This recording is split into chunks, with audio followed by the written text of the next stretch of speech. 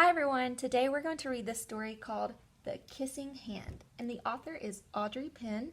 The illustrator is Ruth E. Harper and Nancy M. Leake. So this story is about a little raccoon named Chester, and he does not want to go to school. He's really sad about it. He loves to stay at home and spend time with his mom, but he has to go to school. So we'll see how Chester gets ready to go to school and see if he's still sad by the end of the story. Let's read The Kissing Hand.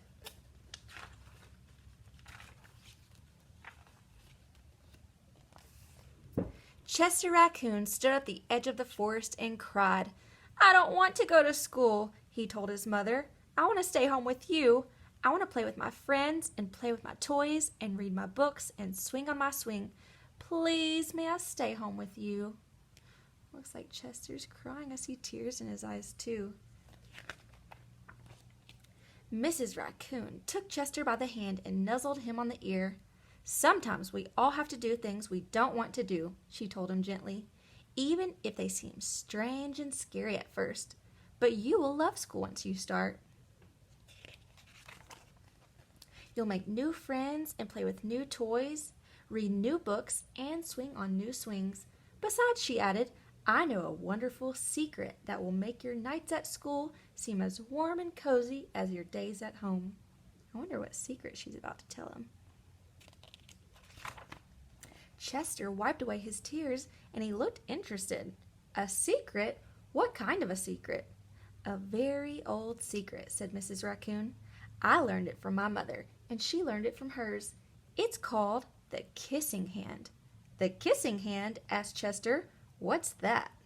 I wonder what the kissing hand is. Looks like they're holding each other's hands.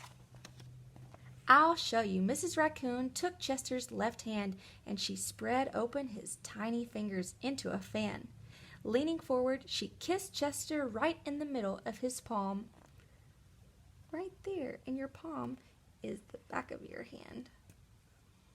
Chester felt his mother's kiss rush from his hand up his arm and into his heart. Even his silky black mask tingled with a special warmth. Mrs. Raccoon smiled.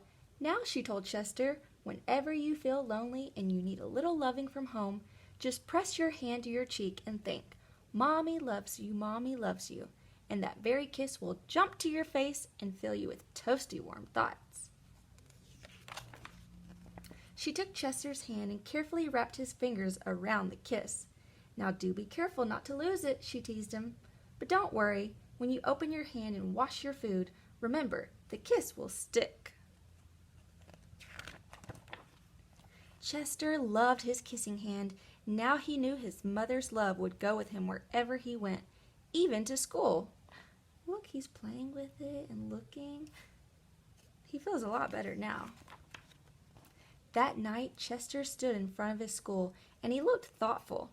Suddenly, he turned to his mother and grinned. "Give me your hand," he told her. Chester took his mother's hand in his own, and he unfolded her large, familiar fingers into a fan. Next, he leaned forward and kissed the center of her hand. Maybe he doesn't want her to feel lonely too, while she's at home. "Now you have a kissing hand too," he told her, and with a gentle "Goodbye" and "I love you," Chester turned and danced away. Look at all the other animals going to school too. They go to school at night. We go to school during the day. Mrs. Raccoon watched Chester scamper across the tree limb and enter the school, and as the hoot owl rang in the new school year, she pressed her left hand to her cheek and she smiled. The warmth of Chester's kiss filled her heart with special words. "Chester loves you," it sang. "Chester loves you." There they are all at school. Chester was really worried about school because he didn't want to leave his mother. Tell me about a time that you were sad and what made you feel better.